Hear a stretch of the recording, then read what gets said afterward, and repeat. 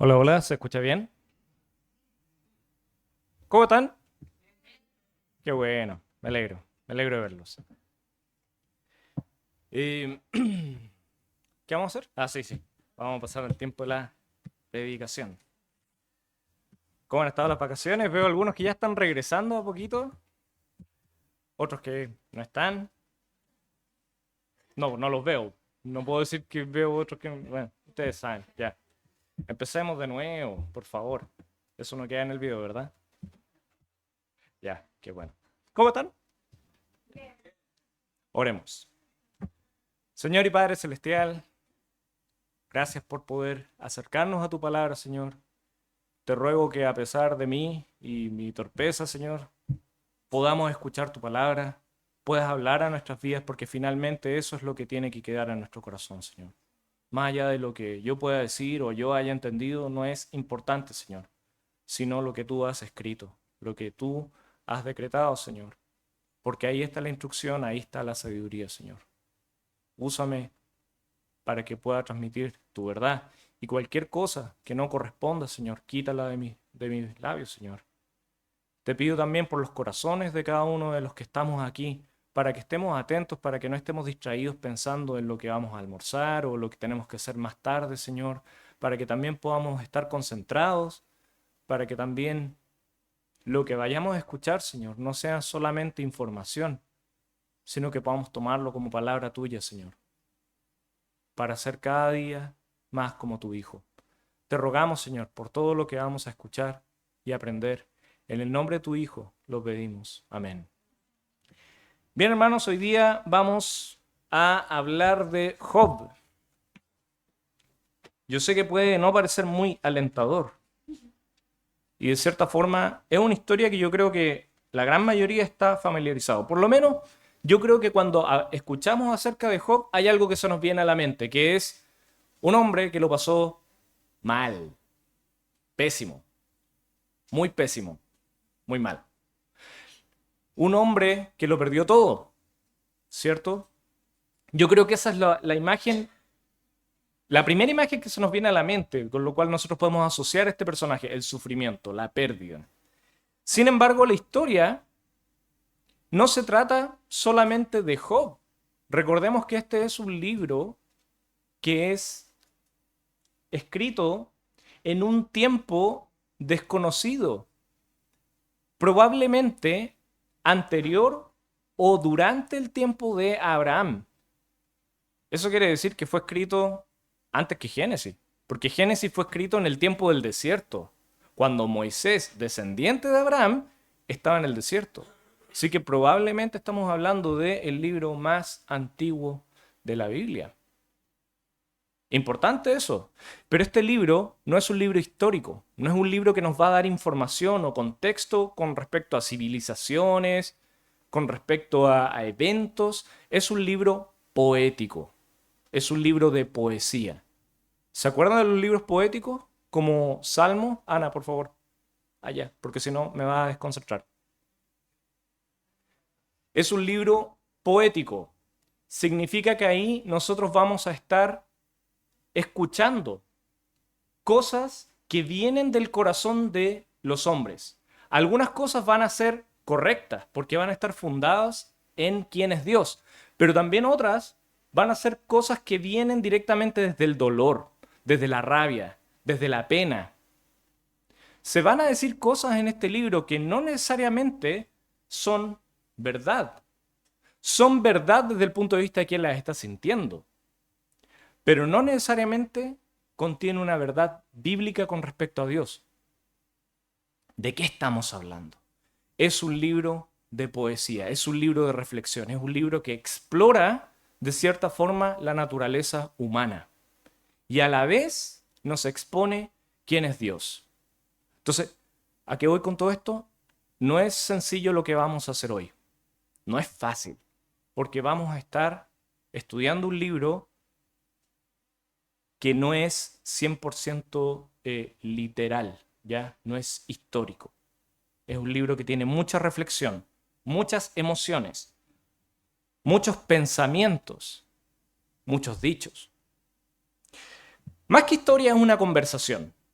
es una conversación que tiene 42 capítulos. Dentro de estos 42 capítulos, 38 son conversación. Entonces, no lo tomemos como un cuento, una historia.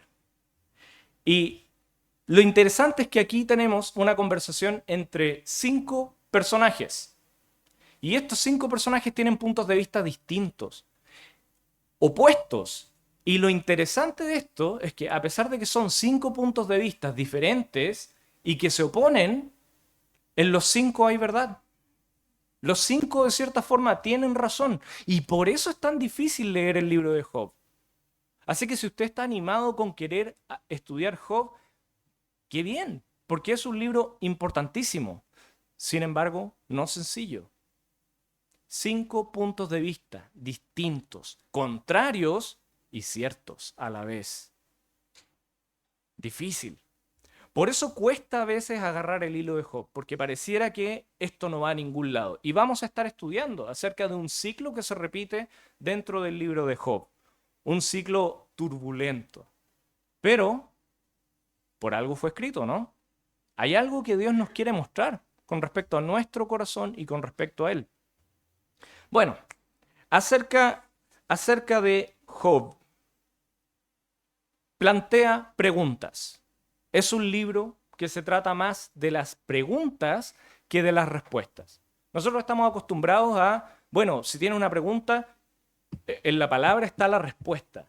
Job es un libro que lamentablemente quisiera decirles, es un libro que tiene preguntas, que muchas de estas no van a tener respuesta.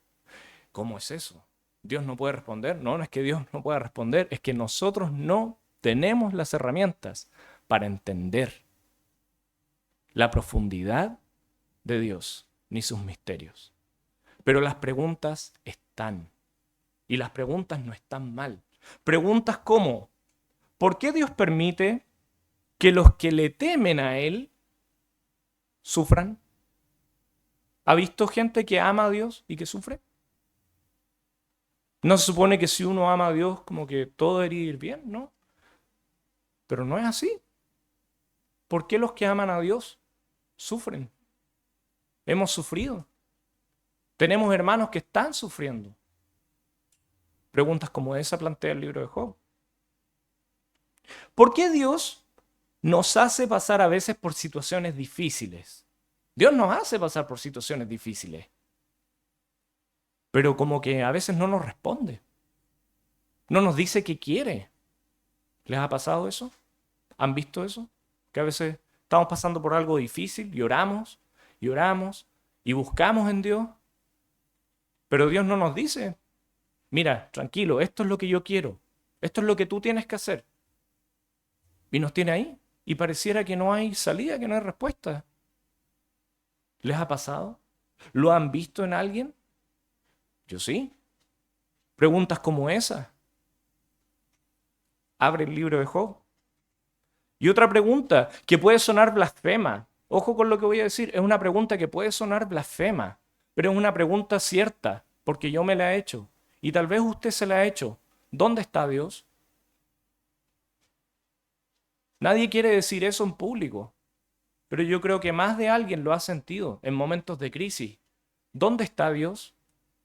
Si Dios existe, bueno, ¿por qué me dejó solo? ¿O por qué estoy pasando esto? ¿Dónde está este Dios de amor, este Dios maravilloso, este Dios increíble? ¿Dónde está? Job se lo pregunta. Y lamentablemente no tengo respuesta para eso. Job no va a responder eso. Pero Job nos va a hablar otras cosas que necesitamos entender que son más profundas y aún más importantes que estas preguntas. Que al final nos va a dar paz y nos va a hacer ver que en verdad la respuesta a estas preguntas no son tan importantes como nosotros creíamos. Porque hay algo muy superior que Dios tiene para nosotros. Eso lo veremos al final. Todas estas preguntas uno se puede poner súper frío y súper teológico y decir, bueno, ¿por qué Dios permite el sufrimiento? Nosotros podemos ver en la Biblia que es para enseñarnos algo y no sé qué. O ¿por qué? ¿Dónde está Dios? Bueno, Dios sigue siendo Dios sigue siendo fiel, a pesar de que tú estés sufriendo, Dios no cambia. Y claro, nosotros podríamos ponernos súper teológicos y tomar una serie de versículos que que existen, que son ciertos, para responder a todas estas preguntas. Pero esto no se trata de conceptos teológicos. Se trata de nuestra humanidad delante de Dios. Se trata de cuando no tenemos herramientas. Se trata de cuando estos argumentos teológicos parecieran carecer de sentido. ¿Por qué? Porque 4 personas fueron a hablar con Job y le plantearon todas estas respuestas, todos estos principios teológicos que nosotros podríamos exponer con las Escrituras. Pero para Job no fueron suficientes. Y además no venían al caso de Job. Entonces ahí hay algo interesante. Para entender el libro de Job es una recomendación personal, ya es solo una opinión, pero sugiero leer primero Proverbios para entender la sabiduría de Dios. ¿Por qué? Porque los personajes que van a hablar con Job, gran parte de su defensa, gran parte de sus ideas, son las mismas que nosotros vamos a ver en Proverbios. Recuerden, esto pasó mucho antes de Proverbios, pero las verdades que ellos dicen que son verdades están en Proverbios. Así que si usted lee Proverbios va a entender perfectamente el punto de vista de los amigos de Job. También es una observación, opinión personal, ¿ya? No tiene que hacerlo.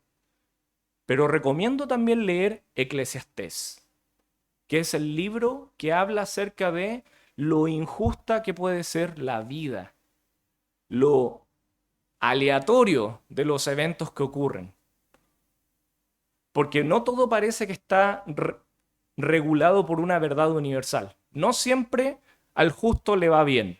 Y no siempre el malo es castigado, ¿cierto? Veamos las noticias. Veamos nuestros políticos.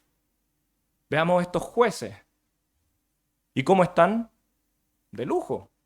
Entonces, ¿qué pasa con eso de que, bueno, y el mal es castigado y el justo es... ¿Cuánta gente justa no murió en los incendios? ¿Y gente inocente? Por la maldad de aquellos que quemaron todo esto a propósito y salieron impunes. Y no los van a encontrar, aunque el gobierno diga lo contrario, no los van a encontrar. Y se las van a llevar peladas. ¿Y dónde está Dios en eso? Son preguntas que uno podría pensar, bueno, esto me hace dudar. Pero eso trata también el libro de Eclesiastés. Y esa es gran parte de la defensa que Job hace. Por eso estos 2 libros son súper complementarios. Y cuando uno ya lee Job, después de haber leído estos otros 2 libros, por algo se llaman los libros de sabiduría, toma una gran fuerza. Vamos al grano.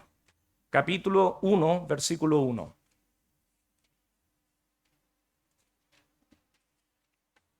¿Estamos ahí en Job, capítulo 1, versículo 1? Hubo en la tierra de Uz. ¿Alguien sabe dónde está Uz? Israel. ¿Saben dónde está Israel, verdad? Ya, súper.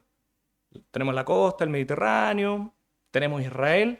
Debajo de Israel, debajo del Mar Muerto, hay una gran región que después se le conoció como Edom.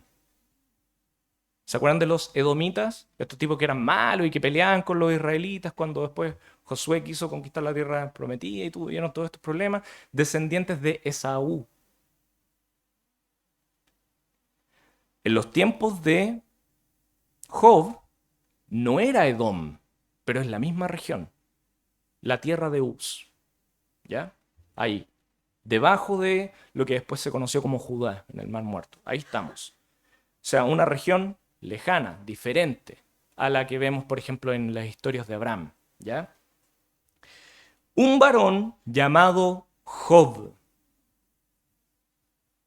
El nombre Job tiene distintos significados. Uno es el que llora. Otro es el perseguido. Recordemos que este es un libro poético. No estoy diciendo que esta historia no ocurrió. Esta historia ocurrió. No es una metáfora. Pero Dios está utilizando un personaje cuyo nombre nos va a decir algo. Perseguido. El que llora. Importante. Recordemos ese concepto. ¿Y cómo lo describe el versículo 1? Dice, y este hombre era perfecto y recto, temeroso de Dios y apartado del mal. Fíjense en esos 4 principios. Perfecto, recto, temeroso de Dios y apartado de mal. Pero Miguel, no hay nadie perfecto. Solo Jesús fue el único como hombre perfecto, ¿cierto? Entonces aquí tenemos una contradicción. Este libro no puede ser tomado de forma literal. No, no, no, no, no. Ojo, la palabra perfecto que nosotros hoy, 2024, entendemos, no necesariamente es lo mismo que Dios quiso decir. Si no, veamos distintas versiones. ¿Alguien tiene la Biblia de las Américas aquí? ¿Puedes leer qué dice la primera palabra con respecto a Job? Intachable. O sea, alguien que tú le buscáis la yayita, no se la pilláis, no se la encuentra. Alguien que no es fácil de culpar porque no ha hecho nada malo. A eso se refiere la palabra perfecto. También vemos muchas veces donde la palabra perfecto significa completo, que está completo. En la palabra, perdón, la palabra que aparece en la Nueva Versión Internacional es íntegro. Y en otras versiones aparece la palabra sin culpa. De a eso se refiere la palabra perfecto. No es que era un hombre que no pecaba, no es que era un hombre sin defecto, era un hombre que incluso si pecaba, estaba al día con Dios. Y recuerden eso, usted y yo somos pecadores. Por eso lo importante de ir al Señor y entregar el pecado en sus manos. Una vez que lo hacemos, somos intachables, no porque no hemos pecado, porque estamos a cuentas con Dios. Eso nos hace intachables. Job estaba a cuenta y vamos a leer por qué. Era recto, era temeroso de Dios, era apartado del mal. Miren, fíjense las cosas que dice de él. Y le nacieron 7 hijos y 3 hijas. Y su hacienda era 7.000 ovejas y 3.000 camellos, 500 yuntas de bueyes, 500 asnas y muchísimos criados. Y era aquel varón más grande que todos los orientales. Recordemos que para la cultura hebrea, la prosperidad es un sinónimo de bendición. Y desde el punto de vista de los judíos, ¿quiénes son bendecidos por Dios? Los justos. Entonces, para aquellos que están escuchando o leyendo esta historia, probablemente hebreos a futuro, iban a ver a este hombre y iban a decir, mira, era un hombre recto, bendecido. Claro, tenemos la imagen de que Job era un tipo bueno. Y miren lo que dice después, el 4. E iban sus hijos y hacían banquetes en sus casas, cada uno en su día, o sea, su cumpleaños. Se juntaban en la casa de Job y todos celebraban y hacían banquete. Y enviaban a llamar a sus 3 hermanas para que comiesen y bebiesen con ellos. Y aconteció que habiendo pasado en turno los días del convite, o sea, después del carrete, Job enviaba y los santificaba, y se levantaba de mañana y ofrecía holocaustos conforme al número de todos ellos. O sea, un sacrificio por hijo. 10 hijos. 7 varones, 3 niñas. 3 mujeres, perdón. Pero fíjense esto. Porque decía Job, miren esto. Quizá habrán pecado mis hijos. Tal vez pecaron mis hijos. Yo voy a ofrecer un sacrificio porque tal vez mis hijos hayan hecho algo incorrecto, habrán pecado. No es que él estaba consciente de que eso sucedió, pero por temor a Dios, por si acaso, él ofrecía sacrificio. ¿Y habrán blasfemado contra Dios? Quizá habrán blasfemado contra Dios en sus corazones. De esta manera hacía todos los días. Tal vez no todos los días del año, pero todos los días que ocurrían estas celebraciones, que no eran pocas. Ese es Job, un tipo que le importaba cómo se presentaba él delante de Dios, cómo se iba a presentar su familia delante de Dios. Era un hombre temeroso de Dios, era un hombre generoso, era un hombre adinerado, bendecido por Dios. Y la Biblia dice que él era perfecto, recto, temeroso de Dios y apartado de mal. Y Dios mismo dice en el capítulo 2, dice en el versículo 3, ¿no has considerado a mi siervo Job, ahí hablando con Satanás? Le dice, que no hay otro como él en la tierra, varón perfecto y recto y temeroso de Dios y apartado del mal. O sea, lo dice la Biblia, lo dice Dios, que no te quepa duda, que Job era un hombre perfecto, recto, temeroso de Dios, apartado del mal. Digan lo que diga, lo dice Dios mismo de él. O sea, no hay por dónde perderse. ¿Por qué tanto énfasis en esto de que Job era bueno? Porque sabemos lo que le va a pasar, ¿cierto? Sabemos que lo va a pasar mal. Y recordemos que también para los hebreos y lamentablemente para muchos cristianos, lamentablemente para muchos de nosotros, asumimos que el sufrimiento es consecuencia del pecado. No digo que en muchos casos no lo sea. Leamos Proverbios. Muchas veces el sufrimiento es consecuencia de nuestro pecado. Pero Job era un hombre intachable.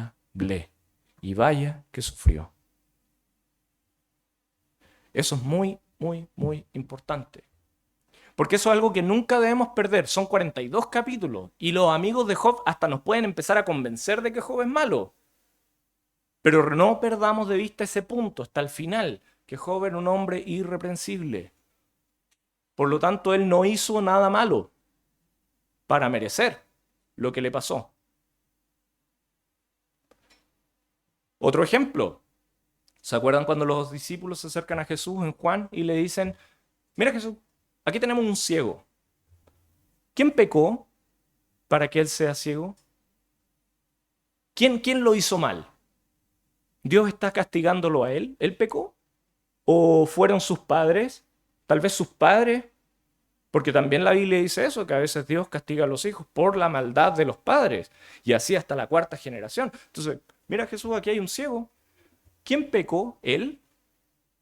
¿O será que los papás hicieron algo ahí malulo por ahí en el pasado? ¿Y qué les dice Jesús? Él no pecó. Sus padres tampoco pecaron.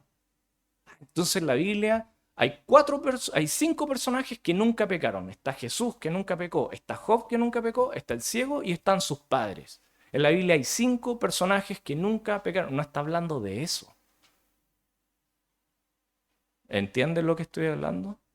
Y a veces nos vamos por esos pequeños detalles y decimos, oh, son perfectos. No, ¿cómo van a ser perfectos? Hermanos, no está hablando de eso. Está hablando de que ni Job, ni el ciego, ni sus padres les tocó lo que les tocó por un tema de justicia. Y eso es lo que nosotros debemos entender también. Cuando sufrimos, muchas veces va a ser porque desobedecimos. Pero ahí también el espíritu acusa de pecado. Tú vas a saber por qué estás sufriendo. No te va a caber duda. Ahí es evidente. Aunque tú digas otra cosa, tú sabes por qué estás sufriendo.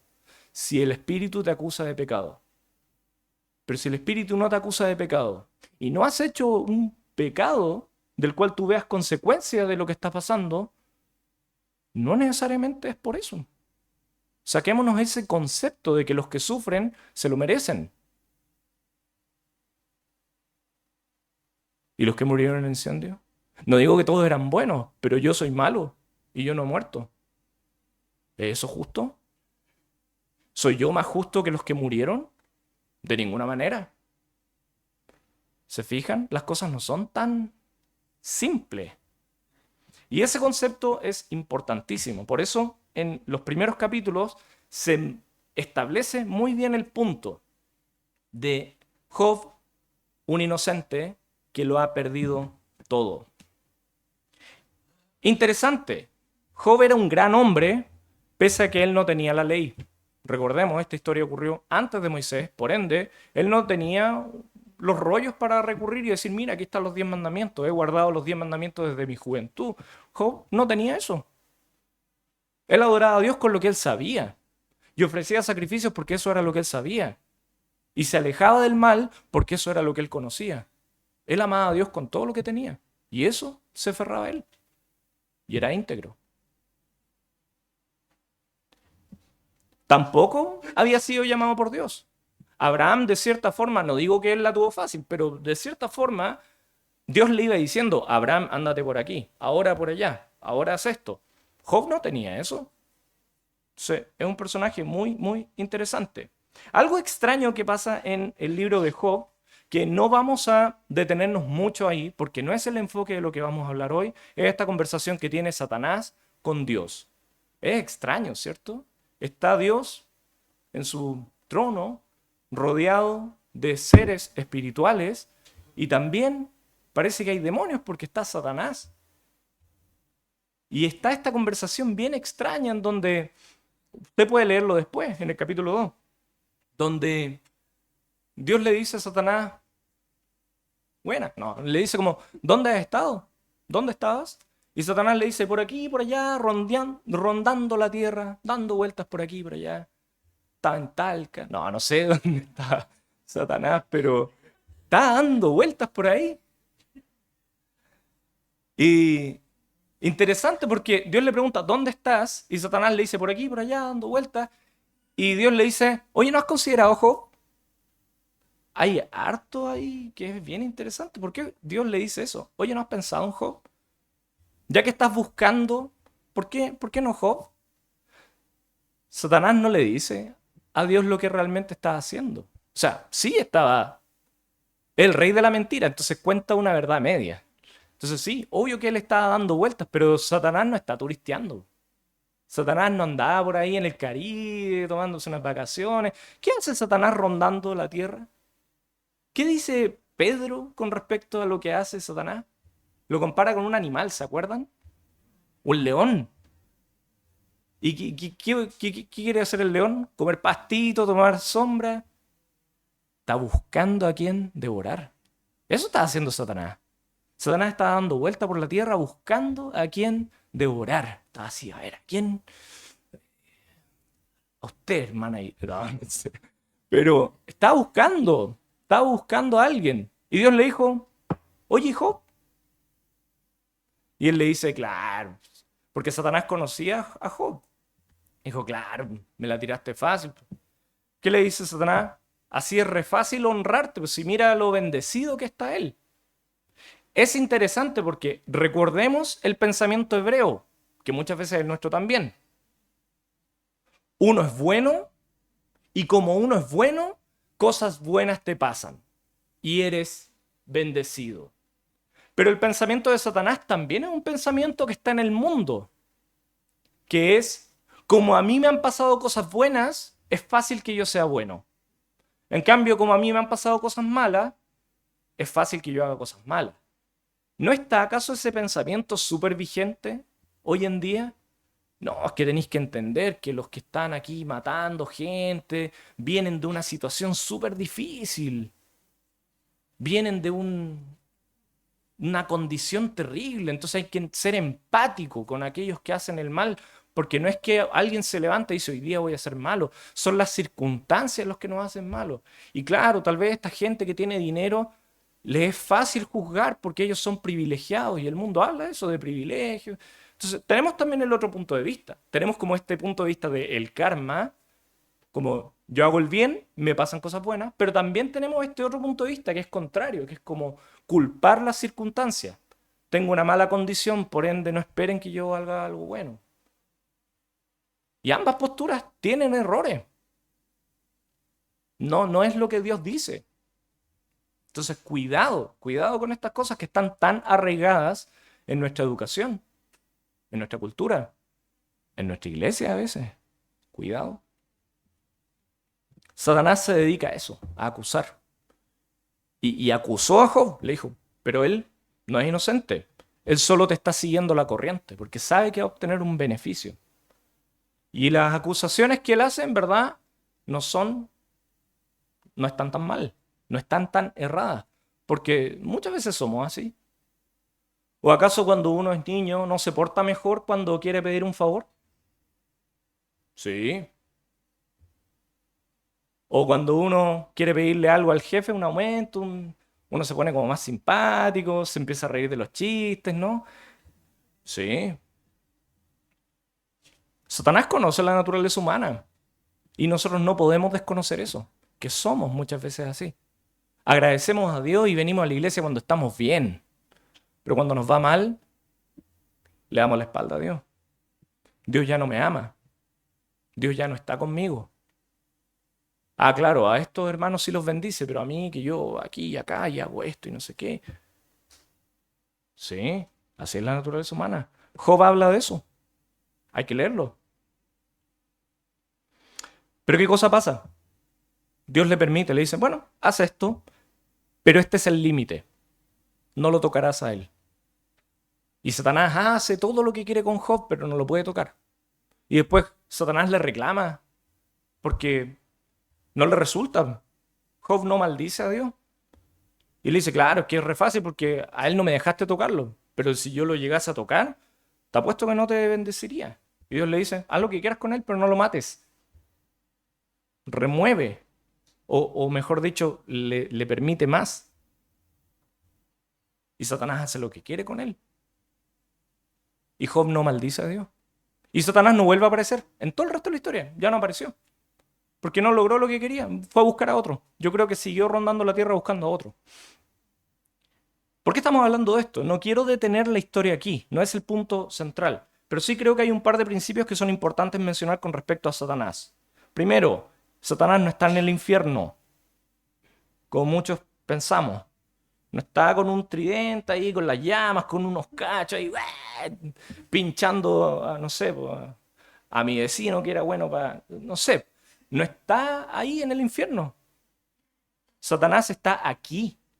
O sea, no aquí en la iglesia, pero no sé, espero que no. Pero está en la tierra. Satanás está en la tierra. Segundo, Satanás se dedica a acusar, a sapear, a decir, a poner en evidencia. Por ende, cuando tú pecas y sientes que no eres digno de estar en la presencia del Señor, o orar, o leer la Biblia, de cierta forma nunca fuimos dignos de partida. Si tú pecaste y te sientes sucio por venir a la iglesia, no entiendo qué es extraño. Nunca fuimos dignos de estar aquí, de ser hijos de Él. Nunca, en primer lugar. Si estamos aquí es por gracia de Dios, no porque somos santos o perfectos. Pero Satanás se encarga de fomentar esa idea. Mira, y así vaya a cantar a la iglesia después de lo que hiciste anoche. Esos son pensamientos que pone Satanás y que finalmente quedan tan arraigados que uno mismo se los empieza a decir, no, ¿para qué? ¿Para qué esto no es para mí? Tercer punto, Satanás conoce la naturaleza humana y la va a utilizar a su favor para matar, para destruir, para mentir, para robar. Para eso lo va a hacer. Pero cuarto, y aquí está lo que nos debe dar paz. Satanás no puede hacer absolutamente nada, nada, si Dios no se lo permite. A veces muestran como que Dios y Satanás están peleando o que hay una lucha entre el bien y el mal. Hermano, esto para Dios no es una pelea. Esto para Dios no le cuesta ni una gota de sudor enfrentar a Satanás. Es más, Satanás es casi una pieza para Dios, que Él le permite hacer ciertas cosas hasta donde Él lo permite. Y lo que no le permite a Satanás, no se lo permite. Y Él no lo va a hacer, no puede. Por eso es que Satanás mismo le tiene que pedir permiso a Dios, fíjense. Entonces, nunca dude de que Satanás tal vez le pueda hacer algo, porque Él no lo va a hacer siempre y cuando Dios no lo permita. Por eso, oremos para que de cierta forma estemos bien con Dios. Porque si Él lo permite, fíjense lo que podría pasar. Pedro, Satanás os ha pedido para zarandearos como al trigo, pero yo he intercedido por ti. O sea, yo me la estoy jugando por ti, Pedro. ¿Qué pasaría si Jesús dijera, Satanás te ha pedido suerte? Uf, tremendo. Bueno, ya sabemos lo que le pasa a Job. Llegan sus amigos. Después de que todo esto le pasa, Y fíjense lo que Job finalmente dice en el versículo 10 del capítulo 2. Después de reprender a su esposa, que su esposa sí cae en el juego de Satanás, su esposa sí maldice a Dios, ella sí cayó, pero la apuesta no era con la esposa de Job, era con Job. Y la esposa le dice, oye, maldice a Dios. Y Job le dice, aún, perdón, como suele hablar cualquiera de las mujeres fatuas, necias, has hablado. ¿Qué? ¿Recibiremos de Dios el bien y el mal no lo recibiremos? O sea, Dios es bueno, Dios es poderoso, Dios es increíble, solo cuando me pasan cosas buenas.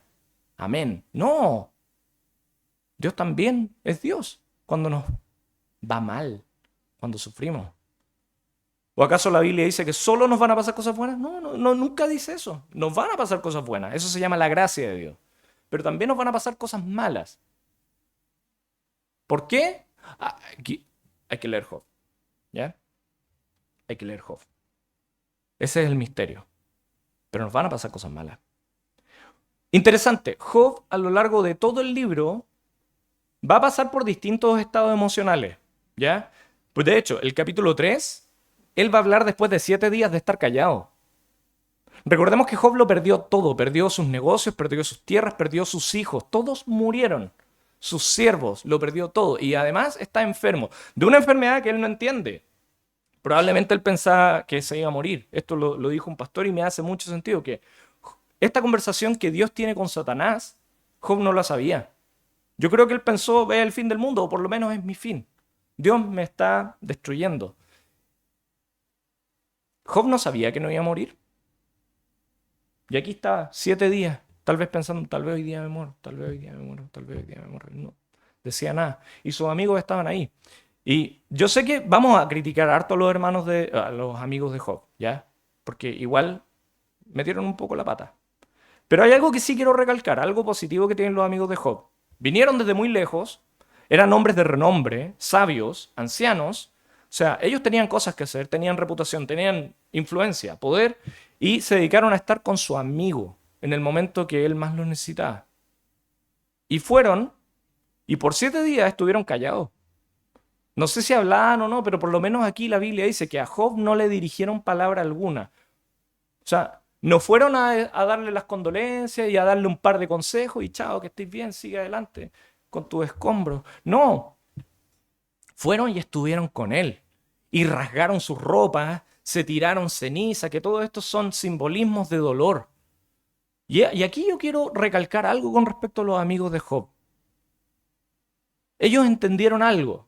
Ellos estaban equivocados en muchas cosas, pero ellos entendieron algo, que es un principio bíblico que nosotros ya manejamos, que es muy sencillo, que está descrito de forma muy simple en la Biblia, pero ellos lo llevaron a la práctica.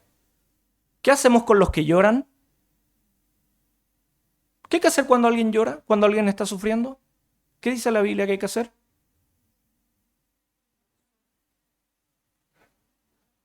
Llora. Que en mi familia lo están pasando mal, mi hermano lo está pasando mal, que no sé qué decir. ¿Qué puedo ir y pasó una tragedia? ¿Qué puedo yo y decirle para que se sienta mejor? ¿Para que se sienta mejor? ¿Es nuestro trabajo hacer que la gente se sienta mejor? ¿Eso dice la Biblia? ¿Que tienes tú el poder para hacer que la gente se sienta mejor? No. Consolar no es, oye, gracias por lo que me dijiste, ahora la muerte de todos mis familiares, en verdad, no es tan terrible. No, nosotros no tenemos ese poder. Es ilógico pensar que nosotros podemos ir, hablar un par de cosas y hacer que, ¡pum!, la persona se sienta bien. No es eso lo que tenemos que hacer. Cuando alguien llora, nosotros lloramos con ellos también. Eso es lo que tenemos que hacer. No significa que no alentemos, que no acompañemos, que no tiremos para arriba, sino se trata solo de llorar, pero entiendan el sentido. Lo más importante que tú puedes hacer con alguien que está en un profundo estado de dolor es sentir dolor. No ser ajeno a la situación. Porque a veces no hay nada que decir, hermano. Ante la pérdida hay pocas cosas que se puedan decir, por no decir nada, que pueda animar realmente a alguien. Pero sí podemos hacer una cosa, estar ahí. Estar ahí, al lado. Abrazar, llorar, acompañar. No tiene sentido, pero no hay nada más que hacer. Y nosotros como hijos de Dios debemos hacer eso, debemos llorar con los que lloran y reír con los que ríen. Ese es el llamado. Y ellos lo entendieron. El tema es que después Job se pone a hablar tonteras, digámoslo así. Pero entendámoslo. O sea, él, y no solo él, su esposa también, somos muy duros con la esposa de Job. Somos muy duros con la esposa de Job. Pero ella también lo perdió todo. No es que solo Job lo pasó mal, su esposa perdió a todos sus hijos. Su esposa perdió todas sus tierras, todo su futuro, todo. Y ahora veía que su esposo se iba a morir, aparentemente, porque estaba enfermo. Entonces, la esposa de Job no se lo llevó gratis. Y somos muy duros con ella. Pero ella también lo perdió todo. Job empieza a hablar cosas que ya habla desde el dolor. Y eso es lo que tenemos que entender. Hay veces cuando leemos los capítulos que están en Job, Job va a hablar desde lo espiritual, proclamando su convicción en que Dios lo librará de su angustia. Y habla de forma espiritual, habla de forma recta. Y eso es lo que uno debe hacer cuando está pasando por dolor, aferrarse a las promesas del Señor y seguir adelante. Y eso Job está bien, pero también Job a veces va a hablar desde el dolor, va a hablar desde la ira, va a hablar desde la tristeza. Y eso no necesariamente es condenable. Mientras no blasfememos, ¿ya? Ojo, uno puede enojarse, incluso puede decir, ¿para qué nací? O sentir rabia. Hermanos, la pena es normal. Jesús también sintió pena, sintió enojo, pero él no pecó. Y Job no pecó. Porque Job se enoja y se cuestiona la justicia de Dios, pero nunca maldice a Dios. Incluso cuando él está furioso con sus amigos, con todo lo que pasa, él nunca maldice a Dios. Satanás no ganó la apuesta. Nunca maldijo a Dios y defendió su integridad hasta el final. Pero de que pecó o por lo menos decía cosas que no correspondían, que no necesariamente son ciertas, vaya que sí. Elifaz es el primero de los amigos que habla después de estos 7 días de silencio, después de todo esto. Y el problema es que aquí ya las cosas no pintan bien, porque estos amigos que estaban acompañando, que por 7 días estuvieron con él, ya se ponen a hablar. Y ahí la empezaron a arruinar un poquito. Porque empiezan a hablar desde la superioridad moral, considerando quiénes eran, considerando su sabiduría. Y le hablan a Job asumiendo que él pecó. Y ese es el problema. Job nos dice desde el principio, Job no pecó. Pero ellos dicen, bueno, ya que tú pecaste, Job, Dios te está castigando por esto y por esto otro. Insisto, lo que ellos dicen es verdad. Dios sí castiga el pecado y muchas veces las consecuencias del pecado van a ser tremendas. El problema es que eso no aplicaba para Job. Y por eso nosotros tenemos que tener cuidado cuando exhortamos o animamos. Porque podemos decir grandes verdades bíblicas. Podemos usar tremendos versículos que están aprobados por Dios, pero no tienen nada que ver con lo que la persona está viviendo.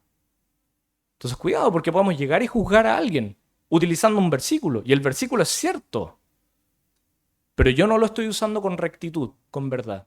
Porque puede que yo esté enojado con esa persona y le diga a alguien, mira, todo te es lícito, pero no todo te conviene, pero en verdad yo tengo envidia, porque quiere hacer algo que yo no puedo. Y estoy diciendo una verdad, pero con envidia. Eso es falta de integridad. Y pasa esto. El ciclo se va a repetir a lo largo de todo el libro de Job, a partir del capítulo 4 hasta exactamente el capítulo 38. Miren, todo lo que nos saltamos. Ocurre este ciclo. Se los voy a leer, ¿ya? En resumen.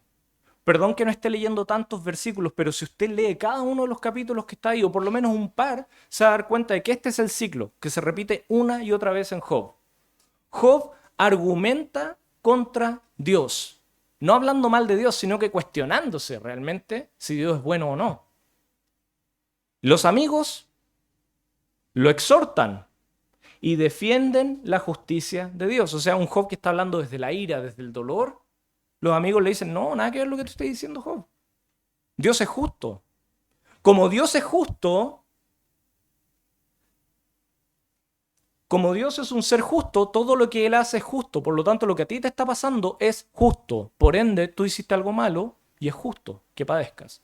Esa es la lógica de ello. Que es una lógica que no tiene desperdicio, no tiene error. Pero en este caso no aplica, ¿ya? No aplica. ¿Y qué hace Job? Se lamenta de su condición. Y esto es algo típico. A veces la gente decimos, nos victimizamos, pero es que sí. Job se daba vuelta en su dolor, miraba lo que él había perdido y maldecía el día en que nació. Tristeza. ¿Qué hacen los amigos? Lo culpan de la condición en la cual se encuentra. ¿Qué hace Job? Esto es lo que pasa a lo largo de todos los capítulos. Job defiende su integridad. Job le dice, no, ustedes están equivocados, yo no he hecho nada malo. No he hecho nada. Aquello que ustedes me acusan, porque lo acusan, le dicen, mira Job, tal vez tú robaste. Otro le dice, mira Job, yo creo que tú adulteraste. Yo creo, Job, que tú fuiste injusto con los que padecían. Y empiezan a, capítulo tras capítulo, a bombardearlo y a decirle, Job, tal vez tú hiciste esto, qué terrible. Job, tal vez tú con aquella mujer, tal vez tú, mira tú con aquella cosa que codiciaste tú. Y Job les dice, no, no lo hice, soy inocente. Job defiende su integridad y tiene momentos en donde él se refugia en Dios y dice, miren, yo sé que ustedes no me creen, pero Dios es mi testigo y yo sé que Él me librará. Y ahí dice versículos tan hermosos como, yo sé que mi Redentor vive. Job dice, yo sé que aquí no me puedo aferrar a nada y que no se los puedo demostrar y que ustedes no me van a creer, pero yo sé en quién he confiado y sé que Dios me va a librar de esto. A veces Job tomaba otra ruta, y esto también pasa en el ciclo. Cuando lo culpaban de su condición, Job hablaba de lo injusta y vana que era la vida, como muchas veces se presenta en Eclesiastés. Y los amigos lo reprenden. Y le dicen, Job, no sabéis de qué estáis hablando, estáis mal. Y Job se enoja y argumenta nuevamente contra Dios. Y aquí empieza el ciclo nuevo. Hagámosla corta. Punto A. Dios es injusto conmigo. Punto B. No, Dios es justo. Punto C. Pero mira cómo estoy. Punto D. Algo hiciste, te lo mereces. Punto E. Soy inocente, pero ya lo verán, Dios me va a librar. O sepan que la vida no siempre es justa. Sepan que estas cosas pasan. F. Job, no sabes de lo que hablas. A. Dios es injusto conmigo. Y así se repite el ciclo. Y este ciclo te va a pasar a ti, me va a pasar a mí. Tal vez nos ha pasado, le va a pasar a otro. Estemos preparados para eso. Hay tantas cosas que podríamos mencionar, pero quiero terminar con esto. Quiero terminar con esto. En el capítulo 38, Dios se le aparece a Job. Ya todos hablaron. Hablaron los cuatro amigos, habló Job, hablaron cosas ciertas, hablaron tonteras, hablaron distintas cosas, para bien, para mal. Hablaron capítulo tras capítulo. Dios se le aparece en una forma de tormenta a Job en el capítulo 38. Y ahora es el turno de Dios hablar. Y uno podría pensar, después de todo este ciclo, lo lógico es que Dios se defienda. Que Dios diga, no, mira Job, lo que pasa es que tú no estás entendiendo. Lo que yo quiero hacer es muy simple. Dios no le va a decir eso. Fíjense en lo que les va a responder Dios. Vamos al capítulo 38. Ya estamos terminando.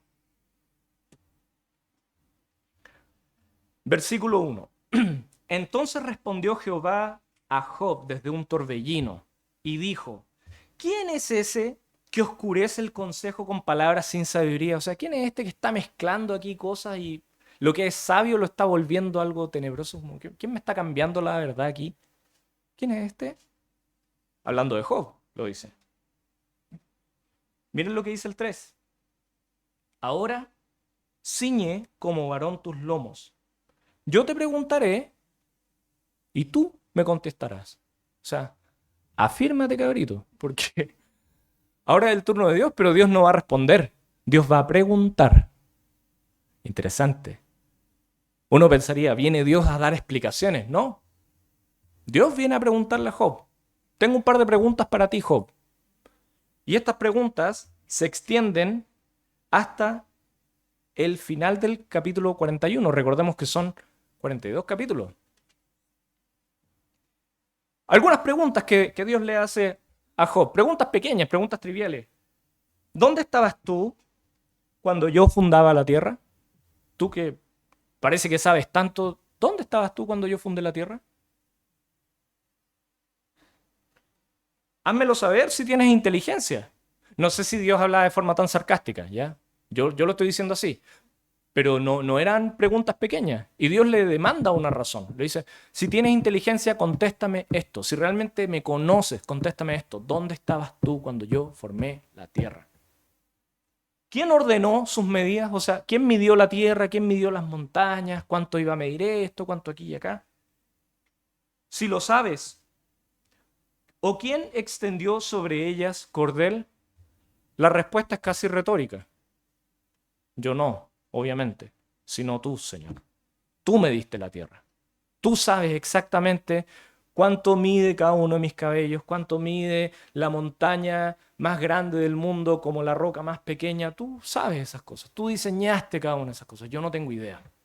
Esa era en el fondo la respuesta a estas preguntas que Dios está haciendo. ¿Quién encerró con sus puertas el mar? Estamos en el 8. Cuando se derramaba saliéndose de su seno, cuando puse yo nubes por vestidura suya y por su faja oscuridad. Y así Dios le lanza pregunta tras pregunta. Y esto es increíble porque Job demanda de cierta forma una razón de por qué Dios hace estas cosas. Y Dios, en vez de contestarle su pregunta, lo lleva por un viaje cósmico. Suena así como, wow, pero es que fíjense, Dios lo lleva a recorrer su creación y a analizar desde las montañas, los cielos, el espacio. Las pequeñas gotas de agua hablan del rocío. ¿Sabía usted que Job si es el libro más antiguo de la Biblia, habla de el ciclo del agua? Esto es un pequeño paréntesis, pero fíjese en eso. Dentro de las cosas que se hablan aquí en el libro de Job, y es impresionante, se explica el ciclo del agua, de que las nubes son en el fondo el vapor del agua que después se condensan, generan lluvia, la lluvia cae y esta se vuelve a evaporar y así. ¿Sabe usted cuándo el hombre descubrió el ciclo del agua? En el siglo XVI. O sea, en el 1500 más o menos, o el siglo XVII. En Francia, dos científicos descubrieron el ciclo del agua en el año 1700 y algo. Dos franceses descubrieron el ciclo del agua. Miren qué capo el hombre que... Hermano, esto está escrito aquí, en el libro más antiguo de la Biblia. Otra cosa increíble, perdón, yo sé que no tiene nada que ver, pero es que me asombra que la Biblia habla que el planeta Tierra está suspendido en el vacío. ¿Quién sostuvo la Tierra en el vacío? Aquí Dios está hablando, la Tierra es un objeto que está suspendido en el vacío. O sea, existe un universo que es vacío, o por lo menos no hay gravedad, y la Tierra flota o está suspendida. Esos son grandes avances científicos para la época que ellos no tenían forma de saber. Ahora uno sabe, claro, el planeta Tierra está ahí, suspendido en el universo, orbitando, dando vueltas alrededor del Sol. Ahora lo sabemos con toda la tecnología, pero está escrito aquí. E irónicamente, los creyentes de la edad medieval pensaban que la Tierra era plana y estaba sobre una mesa. Pero si su Biblia lo decía. Ya, perdón, volvamos a nuestra conclusión, ¿ya? Pero en el fondo quiero que veamos eso. Dios los lleva por un viaje de conocimiento increíble, en donde no es que Job ahora absorbió todo esto y lo sabe. No es que ahora Job sabe cuánto miden las montañas y sabe quién es el Leviatán y sabe quién es el Behemoth, que son estas grandes criaturas que se explican. No es que Job aprendió cómo funciona la creación, sino que todo lo contrario, aprendió que él no sabía nada. Job, después de todo esto, llegó a la gran conclusión: no sé nada. Versículo 4, perdón, capítulo 40, versículo 4, 5. Capítulo 40, versículo 4, 5. Esto le dice Job a Dios: he aquí, yo soy vil. Soy vil. ¿Qué te responderé? ¿Qué te puedo decir, Dios? Una vez hablé, mas no responderé. Como ya hablé una vez, pero no responderé. Aún 2 veces, mas no volveré a hablar. Dice en el 42, versículo 2. Fíjense lo que dice Job al final. Capítulo 42, versículo 2. Yo conozco que todo lo puedes. Yo ya vi, ya. No entiendo, de verdad no entiendo, Dios. Pero veo que tú en verdad todo lo puedes. No hay nada que tú no puedas. Y que no hay pensamiento que se esconda de ti. O sea, Dios, a ti en verdad no se te va nada. Todo. Tú lo tienes en tu control. No hay nada que se te vaya. ¿Quién es el que oscurece el consejo sin entendimiento? ¿Se acuerdan que esa es la pregunta que Dios hace? Ahora Job la está haciendo. ¿Quién es el que oscurece el consejo sin entendimiento? Aquí él responde: yo. Yo soy Señor. Por tanto, yo hablaba lo que no entendía. Cosas demasiado maravillosas para mí que yo no comprendía. Oye, te ruego y hablaré. Soy yo el que tiene que preguntar.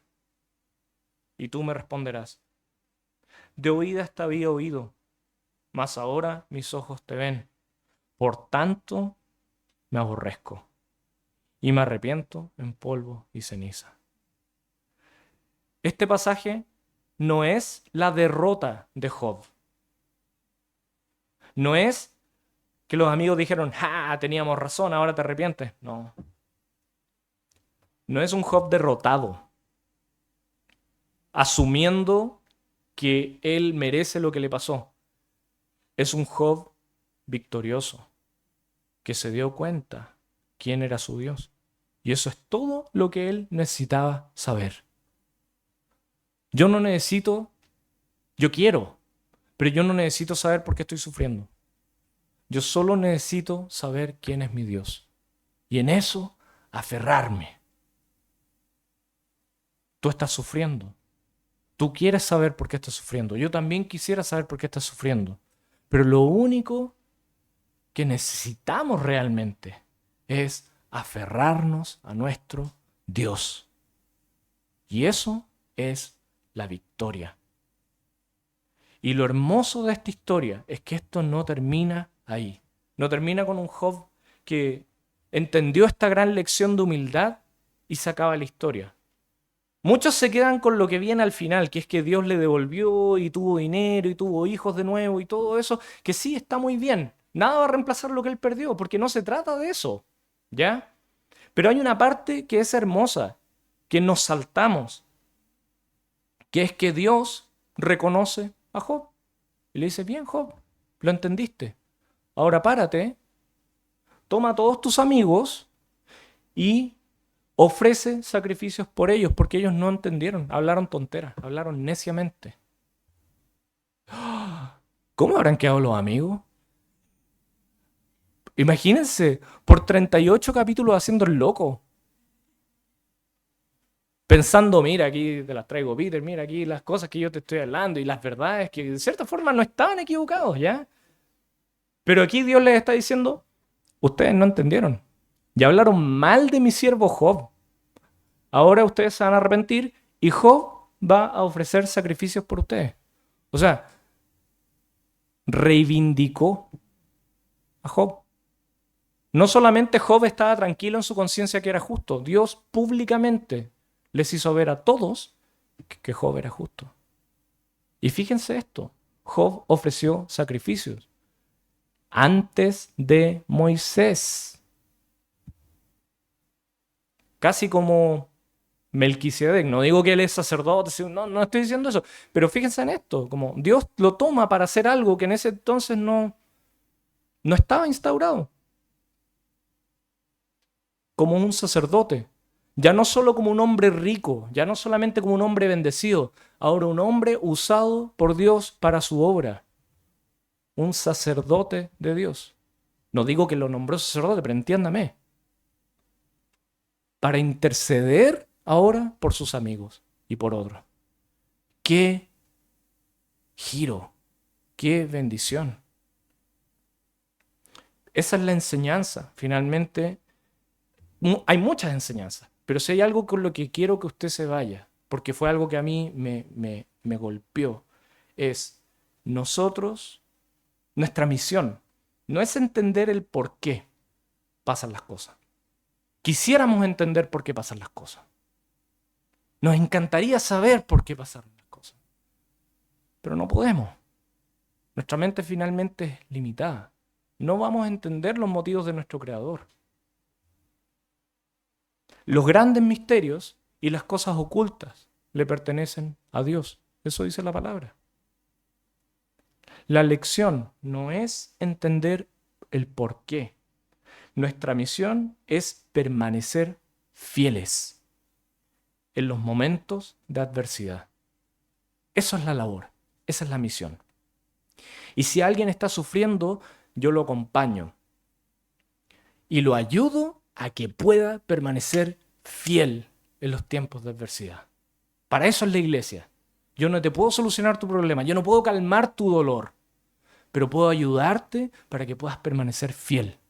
Puedo traerte, puedo orar por ti, puedo acompañarte, puedo hacerte la vida más fácil para que tú sigas a los pies del Señor. Y a pesar de todo el sufrimiento que estamos viviendo, tener el valor de creer en Dios. Cuando todo parezca perdido. Porque aunque no lo veamos, Él tiene el control siempre y está obrando. Amén.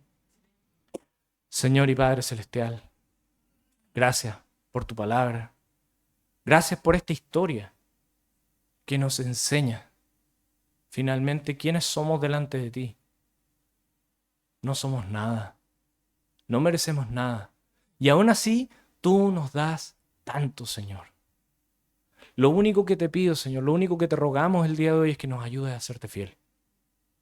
Ayúdanos a tener fe, porque no entiendo, Señor. Yo no entiendo tus propósitos y nunca los voy a entender. Pero sí sé una cosa.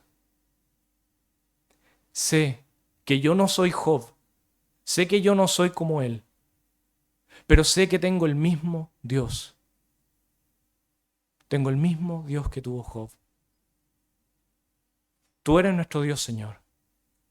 Ayúdanos a permanecer en ti en los tiempos difíciles, Señor. Danos fe.